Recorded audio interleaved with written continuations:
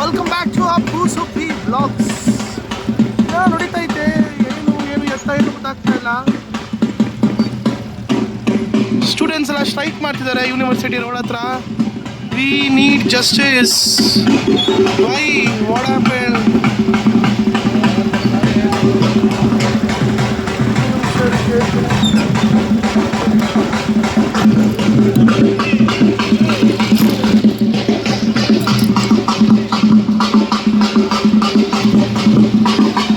ಏನಕ್ಕೆ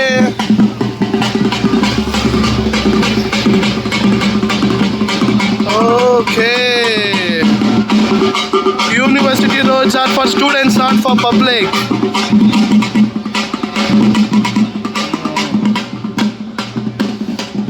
ವಿದ್ಯಾರ್ಥಿ ಜೀವನಕ್ಕೆ ಬೆಲೆ ಕಾಲೇಜು ಮತ್ತು ಮುಂದಲ್ಲಿ ಉತ್ತರಿಸಲಿ.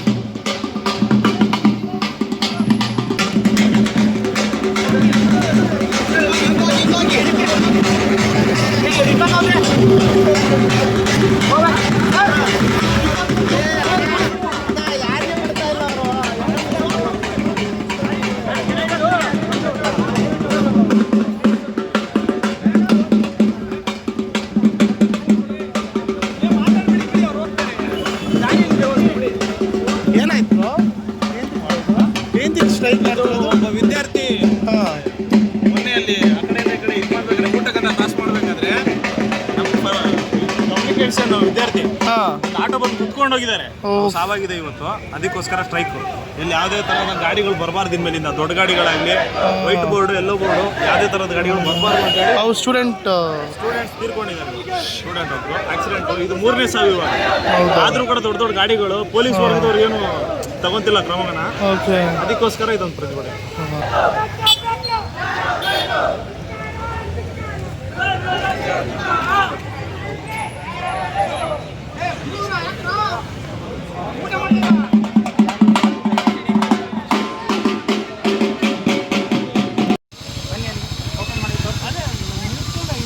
ಇಲ್ಲಿ ಯಾಕೆ ಹೇಳ್ತೀನಿ, ಇಲ್ಲೇ ಪರವಾಗಿಲ್ಲ, ಸೆಂಟ್ರ್ ರೋಡಲ್ಲಿ ನಿಲ್ಲಿಸಿ.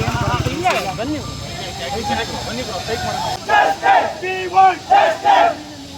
ವಿದ್ಯಾರ್ಥಿಗಳಿಗೆ ರಕ್ಷಣೆ ಬೇಕು, ಬೇಕೇ ಬೇಕು, ಬೇಕೇ ಬೇಕು, ಬೇಕೇ ಬೇಕು, ಮಾನಸ ಸಾವಿಗೆ, ಮಾನಸ ಸಾವಿಗೆ ಬೇಕೇ ಬೇಕು, ಮಾನಸ ಸಾವಿಗೆ, ಮಾನಸ ಸಾವಿಗೆ, ಮಾನಸ ಸಾವಿಗೆ ಬೇಕೇ ಬೇಕು. We want justice. We want justice.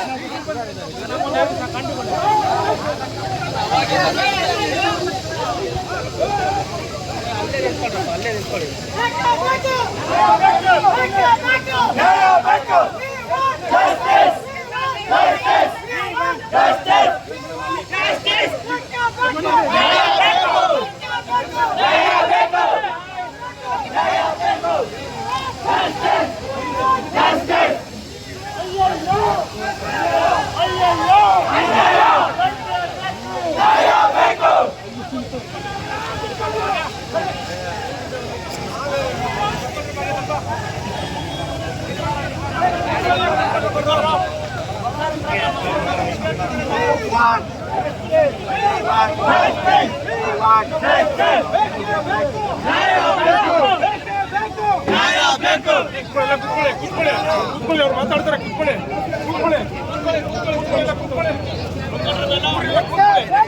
ಮಾತಾಡ್ಲಿ, ಕುತ್ಕೊಳ್ಳಿ, ಕುತ್ಕೊಳ್ರಪ್ಪ.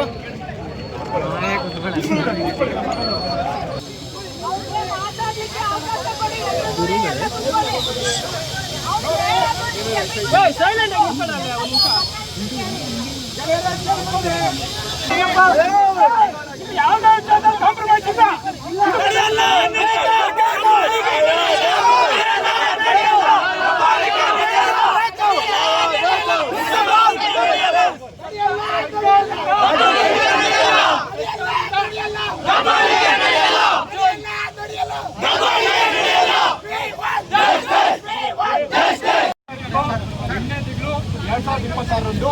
ಆಯ್ತಾ, ವಿಜುವಲ್ ಆರ್ಟ್ಸ್ ಒಂದು ವಿದ್ಯಾರ್ಥಿ ಆಕ್ಸಿಡೆಂಟ್ ಅಂತ ಹೇಳ್ತಾರೆ ಆಯ್ತಾ. ಅವತ್ತೇ ದಿನ ನಾವು ಪೊಲೀಸ್ ಸ್ಟೇಷನ್ಗೆ ನಾವು ನೈತಿಕವಾಗಿ ಅವರಿಗೆ ನಾವು ದೂರು ದಾಖಲೆ ಕೊಡ್ತೀವಿ. ಇದಕ್ಕಿಂತ ಮುಂಚೆ 1-2 ತಿಂಗಳ ಮುಂಚೆ ಸಾಹೇಬರು ಸ್ಟೇಷನಲ್ಲಿ ಅವ್ರಿಗೆ ಚಾರ್ಜ್ ತಗೋತಾರೆ. ಅವಾಗ ನಮ್ಮನ್ನು ಕರೆಸಿ ನೋಡಪ್ಪ ಸೊಸೈಟಿಯಲ್ಲಿ ಏನೋ ತೊಂದರೆಗಳಿದ್ರು ನಾನು ಬಗೆಹರಿಸ್ತೀನಿ ಅಂತ ಹೇಳಿದ್ರು. ಅವಾಗ ಸಹ ನಾನೇ ಸ್ವತಃ ಅವರಿಗೆ ಏನು ಹೇಳಿಕೆ ಕೊಟ್ಟಿದೆ ಅಂತೇಳಿ ನೋಡಿ ಸರ್, ಕ್ಯಾಂಪಸ್ಸಲ್ಲಿ ಸಾರ್ವಜನಿಕರು ತುಂಬ ತುಳುಕ್ತಾ ಇದ್ದಾರೆ ಆಯಿತಾ. ಮೇಯ್ನು ಸ್ಪೀಡ್ ಲಿಮಿಟ್ ಇಲ್ಲ, ಬ್ಯಾರಿಕೇಡ್ಸ್ ಇಲ್ಲ, ಇನ್ನೊಂದು ಓಪನ್ ರೋಡ್ಸ್ ಇದೆ, ಸಾರ್ವಜನಿಕರು ತುಂಬ ಬರ್ತಾ ಇದ್ದಾರೆ.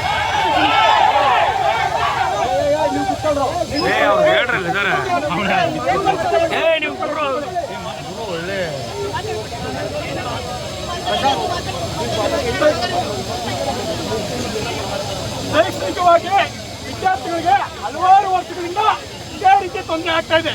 ನಮ್ಮ ತಂದೆ ತಾಯಿಗಳು ಕಷ್ಟಪಟ್ಟು ಆಯ್ತಾ ಅವರು ಶ್ರಮ ವಹಿಸಿ ನಮಗೆ ನಮ್ಮ ಜೀವನ ಕಲ್ಪನೆಗೆ ಬೆಂಗಳೂರು ಸಿಟಿ ಕಳಿಸಿದಾಗ ಈ ಬೆಂಗಳೂರು ಸಿಟಿ ಸರ್ಕಾರ ನಮ್ಮ ಬಾಡಿಗಳು ಸಹ ಊರುಗಳು ಕಳಿಸ್ತಾರೆ. ಇದೇನಾ ಇವ್ರ ನೈತಿಕತೆ? ಡಿಸಿಗಳಾಗ್ಲಿ ಅಧಿಕಾರಿ ಆಗ್ಲಿ ಬರ್ತಾರೆ ಹೋಗ್ತಾರೆ. ಡಿಸಿ ಸಾಹೇಬರು ಮೊನ್ನೆ ಚಾರ್ಜ್ ತಗೊಂಡ್ರು, ಅರ್ಥ ಆಯ್ತಾ.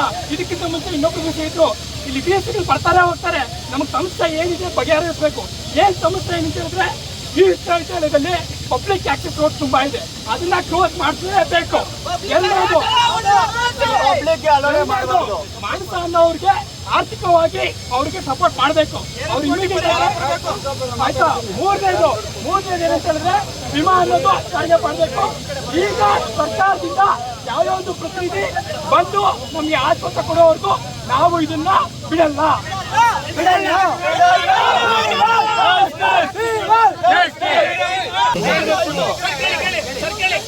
ವಿದ್ಯಾರ್ಥಿಗಳು ಬೆಳಗ್ಗೆ ವಿದ್ಯಾರ್ಥಿಗಳು ಇರ್ತಾರಲ್ಲ, ಸಾರ್ವಜನಿಕರು ಬೆಳಗ್ಗೆ ಬಂದು ವಾಕ್ ಮಾಡ್ತಿದ್ದಾರೆ.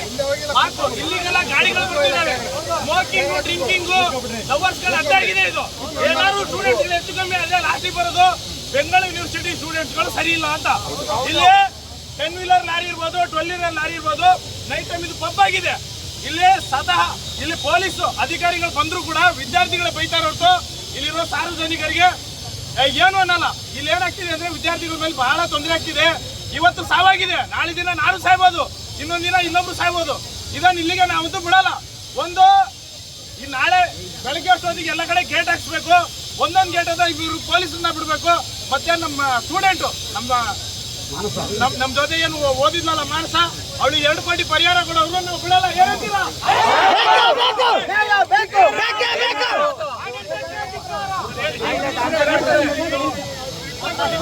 ನಮ್ಮ ಮನವಿನ ನಾವು ಕೊಟ್ಟಿದ್ದೀವಿ ಸರ್, ನಮ್ಮ ಮನವಿ ಕೊಟ್ಟಿದ್ದೀರಿ. ನಮಗೆ ಈ ತರ ವಿಶ್ವವಿದ್ಯಾಲಯದಲ್ಲಿ ಇನ್ನೊಂದು ಸಾವಾಗೋದು ನಮಗೆ ಬೇಕಾಗಿಲ್ಲ. ಆಗಿರ್ತಕ್ಕಂಥ ಸಾವಿಗೆ ಒಂದು ಪರಿಹಾರ ಒದಗಿಸಿ. ಈ ರೋಡ್ಗಳೇನಿದ್ದಾವೆ ಇದರಲ್ಲಿ ಪ್ರೈವೇಟ್ ವೆಹಿಕಲ್ಸ್ನ ನಿಲ್ಲಿಸಿ ಇಮಿಡಿಯೇಟ್ ನಿಲ್ಲಿಸಬೇಕು. ಮತ್ತೆ 4 ಎಂಟ್ರಿ ಚೆಕ್ ಪೋಸ್ಟ್ ಏನಿದೆ, ಎಂಟ್ರಿ ಎಕ್ಸಿಟ್ಗಳಲ್ಲಿ ಕ್ಯಾಮ್ರಾಗಳಿರಬೇಕು. ಯಾರು ಬರ್ತಾ ಇದ್ದಾರೆ, ಯಾರು ಹೋಗ್ತಾ ಇದ್ದಾರೆ ಒಂದು ಗೊತ್ತಾಗ್ತಾ ಇಲ್ಲ. ಅಲ್ಲಿ ಬರ್ತಾರೆ, ಏನೋ ಒಂದು ಗಲಾಟೆ ಮಾಡ್ತಾರೆ, ವಿಶ್ವವಿದ್ಯಾಲಯದ ವಿದ್ಯಾರ್ಥಿಗಳು ಗಲಾಟೆ ಮಾಡ್ತಾರೆ ಅಂತ ಬೇರೆ ಸ್ಪ್ರೆಡ್ ಆಗುತ್ತೆ. ಆಮೇಲೆ ಪಬ್ಲಿಕ್ ಅಲ್ಲಿ ಬರ್ತಾರೆ, ವೆಹಿಕಲ್ಸ್ ಎಲ್ಲ ಪಾರ್ಕಿಂಗ್ ಮಾಡ್ತಾರೆ. ಆಟೋಮೆಟಿಕ್ ಆಗಿ ಪಂಚರ್ ಆಗಿದೆ ವೆಹಿಕಲ್, ಅವನು ಬಂದು ಹಾಸ್ಟೆಲ್ಗೆ ಬೈತಾ ಇದ್ದಾರೆ. ನೀವು ಒಬ್ಬಿಟ್ಟಿದ್ರ ಅಂತ ಯಾರು ಜವಾಬ್ದಾರಿ ಇದಕ್ಕೆ? ನಾವು ತಗೊಬಂದು ನಿಲ್ಲಿಸಿ ಅದೇನಾದ್ರು ಪಂಚರ್ ಆಗಿದ್ರೆ ನಮ್ಮನ್ನು ಬೈರಿ, ಅಲ್ಲಿ ಸ್ಟೂಡೆಂಟು ಪಬ್ಲಿಕ್ ಕಾನ್ಫ್ಲಿಕ್ಟ್ ಆಗಲಿ ಅಂತ ಯಾರಾದ್ರೂ ಹೇಳಿದಾರ? ನಾವು ಕೇಳ್ಕೊಂಡಿಲ್ಲವಲ್ಲ. ಆದರೂ ಬಂದಿದ್ದಾವೆ. ಸ್ಪೀಡ್ ಲಿಮಿಟು ವಿಶ್ವವಿದ್ಯಾಲಯದಲ್ಲಿ ಯಾವುದೇ ರೋಡಲ್ಲಿ ಸ್ಪೀಡ್ ಲಿಮಿಟ್ ಇಲ್ಲ.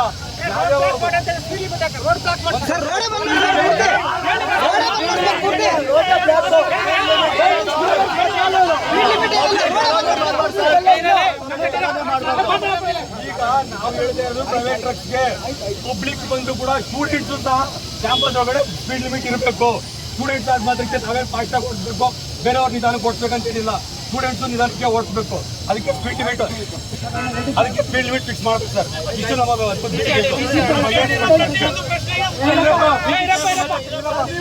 ವಿದ್ಯಾರ್ಥಿ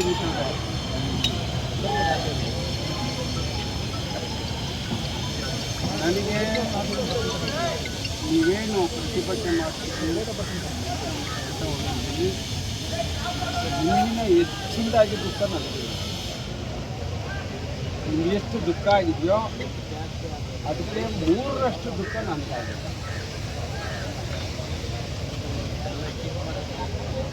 ನೀವು ಪ್ರತಿಭಟನೆ ಮಾಡ್ತಾ ಇದ್ದೀರಿ, ನಾನು ನಿಮ್ಮ ಮುಂದೆ ಕೂತ್ಕೊಂಡು ಪ್ರತಿಭಟನೆ ಮಾಡಲಿಕ್ಕೂ ರೆಡಿ ಇದ್ದೀನಿ.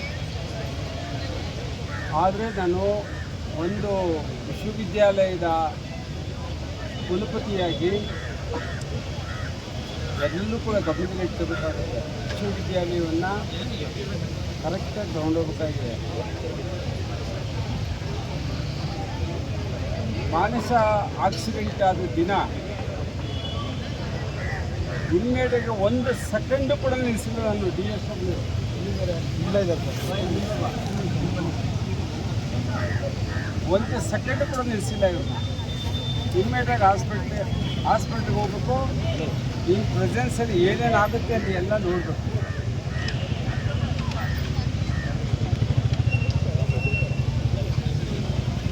ಅಂತ ನಾನು ಹೇಳಿದ್ದೀನಿ. ಹೇಳಿದ್ಮೇಲೆ ನಮಗೆ ಆ ಮಗುಗೆ ಎಲ್ಲೇ ಲೇಟ್ ಆಗಿದೆ ಅಂತ ಗೊತ್ತು. ಇಲ್ಲಿ ಲೇಟ್ ಆಗಿದೆ, ಇಲ್ಲೂ ಲೇಟ್ ಆಗಿದೆ. ಸೊ ತುಂಬ ಬೇಜಾರಾಗುತ್ತೆ ನಿಜವಾಗ್ಲೂ. ಒಬ್ಬರು ಸ್ಟೂಡೆಂಟ್ ಲೈಫ್ ಏನೋ ಬದುಕಟ್ಕೊಳ್ಳೋಕ್ಕೆ ಅಂತ ಬಂದಿರ್ತಾರೆ ಊರುಗಳಿಂದ. ಮಾನಸ ಅಂತ ಒಂದು ಹುಡುಗಿಗೆ ಆಕ್ಸಿಡೆಂಟ್ ಆಗಿ ಇದೇ ರೋಡಲ್ಲಿ ಇಲ್ಲಿ ಈ ಆನ್ ದ ವೇ ಯೂನಿವರ್ಸಿಟಿಯಿಂದ ನಾಗರಬಾವಿಯಿಂದ ಯೂನಿವರ್ಸಿಟಿ ಕನೆಕ್ಟ್ ಆಗ್ತೀವಲ್ಲ ಆ ರೋಡಲ್ಲಿ ಒಂದು ಹುಡುಗಿ ಜೀವನನ ಕಳ್ಕೊಂಡಿದ್ದಾಳೆ. ಅದೇನೇನು ಕನಸಿಟ್ಕೊಂಡಿದ್ರು ಏನೋ ನಿಜವಾಗ್ಲೂ ತುಂಬ ಬೇಜಾರಾಗುತ್ತೆ. ಇಲ್ಲಿರೋ ಎಲ್ಲ ಸ್ಟೂಡೆಂಟ್ಸ್ಗೂ ಕೂಡ ಪರಿಹಾರ ಸಿಗಲಿ ಅಂತ ನಿಜವಾಗ್ಲೂ ನಾನು ದೇವರಲ್ಲಿ ಕೇಳ್ಕೊತೀನಿ. ಯಾಕಂದರೆ ಒಬ್ಬರು ಇವತ್ತೊಬ್ಬರು ನಾಳೆ ಇಬ್ಬರು ಆಗ್ತಾರೆ, 2-4 ಆಗುತ್ತೆ. ಸೊ ತುಂಬ ಬೇಜಾರಾಯಿತು. ನಾನು MG ರೋಡ್ಗೆ ಹೋಗ್ಬೇಕಾಗಿತ್ತು ಯಾವುದೋ ಒಂದು ಕೆಲಸದ ಮೇಲೆ ಕೇಳಿ. ಯಾಕಂದರೆ ನಾನು ಕೂಡ ಸ್ಟೂಡೆಂಟ್ ಆಗಿದ್ದೆ, ಎಲ್ಲ ಆಗಿದ್ನಲ್ಲ. ತುಂಬ ಮನಸ್ಸಿಗೆ ಬೇಜಾರಾಯ್ತು ಸತ್ವಾಗ್ಲೂ. ಎಲ್ಲ ಯೂನಿವರ್ಸಿಟಿ ಸ್ಟೂಡೆಂಟ್ಸ್ ಇಲ್ಲಿ ಸ್ಟ್ರೈಕ್ ಮಾಡ್ತಿರೋರಿಗೆ ಜಸ್ಟಿಸ್ ಸಿಗಲಿ ಅಂತ ದೇವರಲ್ಲಿ ಕೇಳ್ಕೊತೀನಿ. ಇವತ್ತು ಹೊರಗಡೆ ಬಂದಿದ್ದೀನಿ. ನಾನು ಸ್ವಲ್ಪ ಸಣ್ಣ ಪುಟ್ಟ ಕೆಲಸಗಳಿತ್ತು, ಇನ್ಶೂರೆನ್ಸ್ ಪೇ ಮಾಡಬೇಕಾಗಿತ್ತು, ಎಲ್ಲ ಸೇಫ್ಟಿ ಇದು ಮಾಡ್ಕೋಬೇಕಲ್ವ. ಹಂಗಾಗಿ ಅದು ಸ್ವಲ್ಪ ಕೆಲಸ ಇತ್ತು. ಒಂದು ಸ್ವಲ್ಪ ಹಬ್ಬದ್ದು ಐಟಮ್ ಥರದಿತ್ತು. ಹಂಗಾಗಿ ಹೊರಗಡೆ ಬಂದಿದ್ದೀನಿ. ನಾನು ಮಧುಕ್ಕನ ಮನೆಗೆ ಬಂದಿದ್ದೀನಿ. ಮಧು ಹಾಯ್ ಮಾಡು. ಮೊನ್ನೆ ಹೋಗಿದ್ವಿ, ತಿರ್ಗಾ ಬಂದಿದ್ದೀವಿ. ಬೇಗ ಹೋಗಬೇಕು. ಮೌಲಿಂಗೆ ತುಂಬ ಕೆಲಸ ಇದೆ ಪಾಪ, ಬಿಟ್ಟು ಬಂದಿದ್ದೀನಿ. ಬೇಗ ಹೋಗಬೇಕು. ಒಂದು ಸಣ್ಣ ಪುಟ್ಟ ಕೆಲಸ ಮುಗಿಸ್ಕೊಂಡು ಬೇಗ ಹೋಗ್ತೀನಿ. ಸ್ವಲ್ಪ ಹೊರಗಡೆ ಹೋಗೋಣ ಅಂತ ಹೋಗ್ತಾಯಿದ್ದೀನಿ. ಸಮಾಚಾರ ಹಬ್ಬ ಹೆಂಗೆ ನಡೀತೈತೆ? ಹಬ್ಬದ ಪ್ರಿಪರೇಷನ್ನು ದುಡ್ಡಿದ್ರೆ ಹಬ್ಬ ದೊಡ್ಡ ಜೋರು, ಇಲ್ಲ ಅಂದರೆ ಇಲ್ಲಾದರೆ ಏನಿಲ್ಲ. ಹೊಸ ಮನೆಯಲ್ಲಿ ಹೊಸದು ಮೊದಲನೇ ವರ್ಷದ ಹಬ್ಬ ಕಣೆ, ನೀನು ಜೋರಾಗಿ ಮಾಡ್ಬೇಕು ತಾನೇ? ಅದೇ ಹೇಳಿದ್ದು, ದುಡ್ಡು. ಹೌದು, ವರಲಕ್ಷ್ಮಿ ಹಬ್ಬದ್ದು ಸ್ವಲ್ಪ ಕನ್ಫ್ಯೂಷನ್ಸ್ ಆಗಿದೆಯಲ್ಲ, ಯಾವತ್ತು ಮಾಡ್ತಾ ಇದೆಯಾ ನೀನು? ಅದೇ 21st 28th ಅಂತ ಅಂತಿದ್ದಾರೆ. 28th ತುಂಬ ಚೆನ್ನಾಗಿದೆ ಅಂತಾರೆ. ಅದಕ್ಕೆ ನೋಡೋಣ, 28th ಮಾಡೋಣ ಅಂತ ನನ್ನ ಇಷ್ಟ. ಏನು ರೀಸನ್ನು? 21st ಕ್ಯಾಲೆಂಡರ್ ಕೊಟ್ಟಿದ್ದಾರೆ. 28th ಶಾಸ್ತ್ರ ಪ್ರಕಾರ ಅಧ್ಯಯನ, ಪಂಚಾಂಗ ಅಧ್ಯಯನ ಮಾಡಿ ನೋಡಿ 28th ತುಂಬ ಚೆನ್ನಾಗಿ ಬಂದಿದೆ. ಲಕ್ಷ್ಮೀ ಪೂರ್ವದಲ್ಲಿ ಬಂದಿದ್ದಾಳೆ, ಮತ್ತು ಹುಣ್ಣಿಮೆ ಇದೆ, ಎಲ್ಲ ವಿಶೇಷ ಇದೆ. ಅವತ್ತು ತುಂಬ ಚೆನ್ನಾಗಿದೆ ಅಂತ ಹೇಳ್ತಾ ಇದ್ದಾರೆ. ಅದಕ್ಕಾಗಿ ನಾನು ಹಾಗೆ 28th ಮಾಡೋಣ ಅಂತ ನಾನು ಅಂದ್ಕೊಂಡಿದ್ದೀನಿ. ಇದೊಂದಷ್ಟು ಕನ್ಫ್ಯೂಷನ್ಸು. ನಾನು 28th ಮಾಡ್ತಾ ಇರೋದು. ನಾವು ಅಕ್ಕ ತಂಗಿರು ಮಾತಾಡ್ಕೊಂಡು 28th ಮಾಡ್ತಾ ಇರೋದು. ಯಾಕೆಂದರೆ ಹುಣ್ಣಿಮೆ ಹತ್ರ ಇರೋದು ವಿಶೇಷ ವರಲಕ್ಷ್ಮಿಗೆ ಅಂತ ಅಂದ್ಬಿಟ್ಟು. ಸೊ ನಾವು 28th ಮಾಡ್ತಾಯಿದ್ದೀವಿ. ಬೇರೆಯವ್ರ ಬಗ್ಗೆ ಗೊತ್ತಿಲ್ಲ ನನಗೆ. 21st ಮಾಡ್ಬೋದು ಅಂತ ತುಂಬ ಜನ ಹೇಳ್ತಾರೆ. ಬಟ್ ನಾನು 28th ನನಗೆ ಕಂಫರ್ಟೇಬಲ್ ಆಗಿರೋದ್ರಿಂದ 28th ವರಲಕ್ಷ್ಮಿ ಹಬ್ಬ ಮಾಡ್ತಾಯಿದ್ದೀನಿ. ಒಂದು ಸ್ವಲ್ಪ ಮೊದಲು ಐಟಮ್ಸ್ಗಳು ಏನೋ ಅಂತ ಹಬ್ಬಕ್ಕೋಸ್ಕರ ತೊಗೋಬೇಕಂತೆ. ಸೊ ಅವ್ರದ್ದು ಮುಗಿಸಿ ನಂದು ಮುಗಿಸಿ ಹೋಗೋಣ ಅಂತ ಪ್ಲ್ಯಾನ್ ಮಾಡಿ ರೆಡಿಯಾಗಿ ಪಟ್ ಅಂತ ರೆಡಿಯಾಗಿ ಹೊರಟಿದ್ದೀವಿ. RR ನಗರ ಹಬ್ಬ ಅಂತ ನೋಡೋಕ್ಕಾಗ್ತಾಯಿಲ್ಲ. ಏನು ಹಬ್ಬದ ಪ್ರಿಪರೇಷನ್ಗೆ ಹೆಂಗಸ್ರುಗಳು ಎಲ್ಲ ಯಾವ ಅಂಗಡಿಲಿ ನೋಡು ಹೆಂಗಸ್ರುಗಳೇ ಅವರು. ಇವಾಗ ಎಲ್ಲಿ ನೋಡಿದ್ರು ಹೆಂಗಸ್ರುಗಳೇ, ಎಲ್ಲಿ ನೋಡಿದ್ರು RR ನಗರದಲ್ಲಿ ಎಲ್ಲ ಪರ್ಚೇಸಿಂಗೆ ನೋಡಿ. ಹೆಂಗಸ್ರುಗಳು ಗುಂಪೆ ಎಲ್ಲ ಹೆಂಗಸ್ರುಗಳು ಈಗ ಹಬ್ಬ ಅಂತ ಪರ್ಚೇಸಿಂಗ್ ಹಿಡಿದ್ಬಿಟ್ಟವ್ರೆ. ಯಾವ ಅಂಗಡಿಲಿ ನೋಡಿದ್ರು ಹೆಂಗಸ್ರುಗಳೇ. ಇಲ್ಲೊಂದು ಅಂಗಡಿಗೆ ಬಂದಿದ್ದೀವಿ ನಾನು ಮಗು. ಏನು ಒಡವೆ ಅಂಗಡಿಗೆ ಬರೋದಾ, ಇದ್ರ ಅಂಗಡಿಗೆ ಬರೋದಾ, ಮೊದಲು ಏನೋ ಒಡವೆ ತಗೋಬೇಕಂತೆ, ಹಂಗಾಗಿ ಬಂದಿದ್ದೀವಿ. ಒಡವೆ ಅಂಗಡಿಗೆ ಬಂದಿದ್ದೀವಿ. ಬೆಳ್ಳಿದೇನೋ ತಗೊಳಕ್ಕೆ ಅಂತ ಬಂದಿದ್ದೀವಿ. ಎಲ್ಲ ರೇಟ್ ನೋಡಿಬಿಟ್ಟು ಗಾಬರಿಯಾಗಿ ನಿಂತಿದ್ದೀವಿ. ಮೊದಲು ಏನು ತಗೊಳ್ಳೋದು ಏನು ಬಿಡೋದೆ ಅಂಗಡಿನಲ್ಲಿ, ಚಿನ್ನದ ಅಂಗಡಿನಲ್ಲಿ ಎಲ್ಲ ಚಿನ್ನ ನೋಡೋದಕ್ಕೆ ಪಳ ಪಳ ಪಳ ಪಳ ಪಳ ಅಂತ ಚೆನ್ನಾಗೈತೆ. ಹಬ್ಬಕ್ಕೋಸ್ಕರ ಏನೋ ತಗೊಳ್ಳೋಣ ಅಂತ ಬಂದ್ವಿ.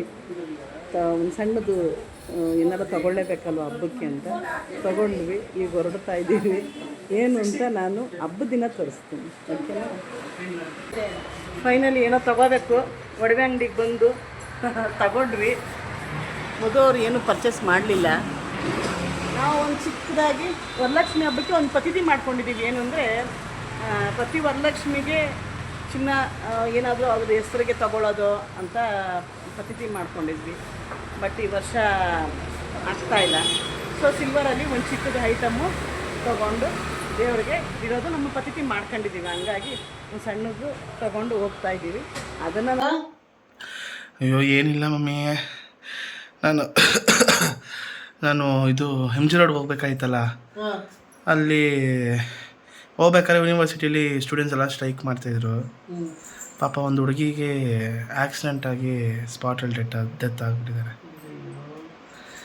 ಸ್ಟೂಡೆಂಟ್ ಮಮ್ಮಿ, ಈ ಆಟೋ ಅವರೇನೋ ಬಂದು ಗುದ್ದಿ ಈ ಯೂನಿವರ್ಸಿಟಿ ರೋಡ್ನ ಅದಕ್ಕೆ ಬ್ಲಾಕ್ ಮಾಡಿ. ಇದು ಒಂದಲ್ಲ, ಈ ಥರ ಇನ್ನೊಬ್ರು ಯಾವುದೋ ಒಂದು ಹುಡುಗಿ, ಶ್ರೇಯಾ ಅನ್ನೋ ಹುಡುಗಿಗೂ ಕೂಡ ಆಕ್ಸಿಡೆಂಟ್ ಆಗಿದ್ದಂತೆ.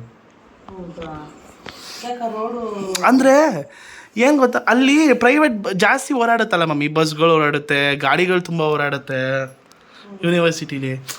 ಅಲ್ಲಿ ಪಾಪ ಯಾವುದಾದ್ರು ಊರಿಂದ ಬಂದು ಓದಬೇಕು, ಜೀವನ ಕಟ್ಕೋಬೇಕು ಅಂತ ಬಂದಿರ್ತಾರೆ. ಸಖತ್ ಬೇಜಾರಾಗೋಯ್ತು ನನಗಂತೂ. ನಾನು ಯಾವುದಕ್ಕೂ ಹೋಗ್ತಾಯಿದ್ದೆ, ತುಂಬ ಅಂದರೆ ತುಂಬ ಬೇಜಾರಾಗಿ ಬಂದೆ. ಪಾಪ ಹುಡುಗಿ ಊಟ ಮಾಡ್ಕೊಂಡು ಹೋಗ್ತಾ ಇದ್ದಂತಮ್ಮ, ಊಟ ಮುಗಿಸ್ಕೊಂಡು ಹಾಸ್ಟೆಲ್ಗೂ ಎಲ್ಲ ಹೋಗ್ತಾ ಇದ್ದ. ಅಲ್ಲಿ ಕ್ಯಾಂಟೀನ್ ಇರುತ್ತಲ್ಲ, ಸ್ಟೂಡೆಂಟ್ಸ್ ಕ್ಯಾಂಟೀನ್ ಎಲ್ಲ. ಸಖತ್ ಬೇಜಾರಾಗೋಯ್ತು. ಅಲ್ಲಿ ನಂದಿನಿ ಪಾರ್ಲರ್ಗಳು ಜಾಸ್ತಿ ಐತೆ, ಓಕೆನಾ? ಈ ವಾಕಿಂಗ್ ಮಾಡಬೇಕು ಅಂತ ಎಲ್ಲ ಹಾಲು ತಗೊಳಕ್ಕೆ ಬಂದಿರ್ತಾರಲ್ಲ. ಸೊ ನನಗಂತೂ ಮನ್ಸಿಗೆ ತುಂಬ ಅಂದರೆ ತುಂಬ ಬೇಜಾರಾಯಿತು. ಸೊ ಮಾನಸ ಅನ್ನೋ ಹುಡುಗಿಗೆ ದಯವಿಟ್ಟು ಬೇರೆ ಆತ್ಮಕ್ಕೆ ಶಾಂತಿ ಸಿಗಲಿ ಅಂತ ನಾನು ದೇವ್ರ ಹತ್ರ ಬೇಡ್ಕೊತೀನಿ.